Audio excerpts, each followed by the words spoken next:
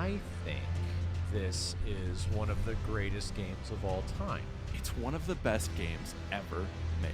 Elden Ring is the biggest game ever made. I hate being that guy. It's like, it's game of the year. This is game of the year. This is game of the year. Okay guys, it's a wrap. Shake the hand. This year for games is finished. In fact, this video is finished. I'm only kidding. Don't click off this video. There's still stuff that I want to say, just like how everyone had their piece. It's my turn. But it's true about what everyone has said about this game. This game easily deserves that title. It kinda sucks for any other game that's either coming out or is already out for this year, because the devs for those games have also worked hard to put out their game, only to be overshadowed by this Giga Chad. You do have to wonder though, what would be the nominees for the Game of the Year of 2022? Because there's nothing that comes to mind that would compete with this game. Now, I have heard from a lot of people that they dropped this game because of the first boss. And listen, I would probably do the same thing. Just fighting the same old boss for the first hour of the game and failing to defeat it would make an average gamer quit. But what is an average gamer? Well, my definition of an average gamer is a person that rarely plays games that's as intense as this one. Like, we're talking about gamers that play, Animal Crossing. Games that have super low stakes. Of course, there's nothing wrong with those games, but if those gamers were to play Elden Ring, then of course they would drop it. Games are meant to help you relax after a long day of work. You wouldn't want to boot up a game that's so difficult that you would want to throw your controller at the wall. You want to relax and play something that you're already good at. Or something that would be peaceful, like building a mansion or controlling a bunch of people. You just want to chill after that stressful day of work. Meanwhile, Elden Ring players are screaming at the amount of XP points that they lost because they fell off a cliff. However, what those average gamers fail to realize is that this game isn't only great because of its high stakes and stupid enemies that kill you in one hit, making you regret buying the game. One of the things it's great for is its exploration. Every area you come across, whether that be the blood-red wastelands of Caelid, or the mysterious blues of Lunaria of the Lakes, to the golden capitals of Lindell, all of these areas are beautifully made to impress the player for its grand scale of art and storytelling. Damn, it felt like I was dropping bars there or something like that.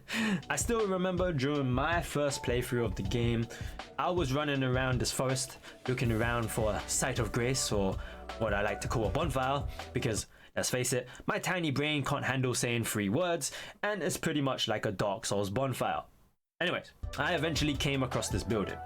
Obviously, like any normal Souls gamer, they would think that there's gotta be a bonfire in here, right? So I just go inside and find that there's a lift there, which I'm like, okay, that's gonna send me down somewhere next to a bonfire. I did not expect it to send me to another galaxy. I kid you not. This might as well be another isekai or something. I know I might be exaggerating here, but this area was so incredible, and it blew my mind as to how big this map is. This was extremely early in the game for me, and I didn't even get to see the other areas yet. So when I eventually got to explore the other areas, I kept on getting fed with delicious scenery. Environment artists are probably getting their minds blown, while infants like me are looking at these areas like, cool, chunky area. There was also a moment where I found a chest that would teleport you very close to that massive tree that you'd always see in the background. At this point I was panicking because I was thinking that this area looks like endgame level. I opened up the map and my god, this map is massive. We went from here to all the way up here. Damn, that's cool. But let me get back before I lose my XP and crash. You just gotta appreciate how visually impressive the sceneries are in this game, coupled with the fact that you can go to all of these ridiculous areas and get brutally murdered by whatever living thing there is. But hey, at least it was worth it. And that's what this game does best, giving the player a reward for entering that cave or catacomb or some other crazy area in the game. Then again, fighting 2 bosses at once and then getting an item you probably won't use isn't a great reward, but you did it. Speaking about bosses, enemy designs are what you expect from a Souls game. Weird, creepy, get the hell away from me please. Oh, I hated this guy. It does make you wonder how they think of creating these monstrosities with the occasional, oh, They just enlarge the lobster to omega size so it can F you up. I think that's another fun thing about the game, and that's finding all these dark fantasy creatures. Like, I want to see how much creepier can these guys get. There's got to be some weird mindset behind that, but I guess that's the thrill of dark fantasy. Using your magic, the ashes of war, and some weapon skills look amazing as well. Hell, I too want to fire off the beam of magic, but I gotta respect my points, and I'm too lazy to figure out which points to move around to fire off the laser. Every magic, weapon, or ash of war that I found felt like a new toy to play around with. It felt like I was a kid that would go into a toy store, mess around with a toy, and see if it had lights or a sound or something that made the toy special. In reality though, it's a weapon that would perform a nuke or some kind of magic trick to slay all those that oppose me so that I can rule the world. Well done to the person that was in charge of the combat for this game. The amount of secret stuff that you find is ridiculous. When I completed the game, I thought that I pretty much turned the whole game inside out. I explored every cave, catacomb, and castle that I came across, but I still somehow went past some bosses. I would have to guess that any person playing this for the first time would most probably miss some bosses here and there.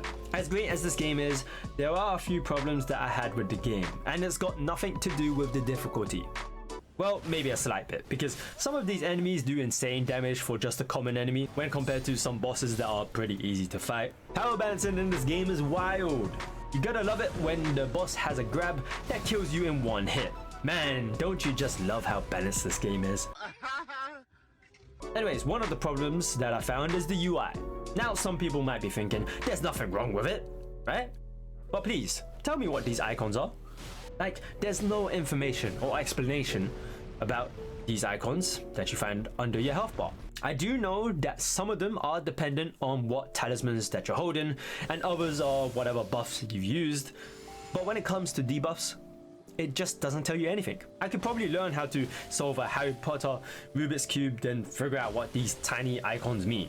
It's not really a huge problem, but it would be nice to know what these are without having to go on a wiki page. This might just be me, but trying to roll or dodge after taking a hit was annoying. I'm going to try my best to explain this because I don't think I can. But when you take a hit and you press dodge, there's a weird delay for your character to actually perform a dodge. That always screwed me over when I really want to dodge an attack after getting slapped. I only need to just dodge into another attack, and then it ends up being a rhythm game where I match the enemy's attack with my dodge. I don't have the health bar to survive these hits, let alone have the health bar to survive my own depression. Either way, it would have been great to allow us to dodge straight after getting hit, but nope. They just really want you to die. Hence why people complain about how difficult the game is. Quest lines? What lines?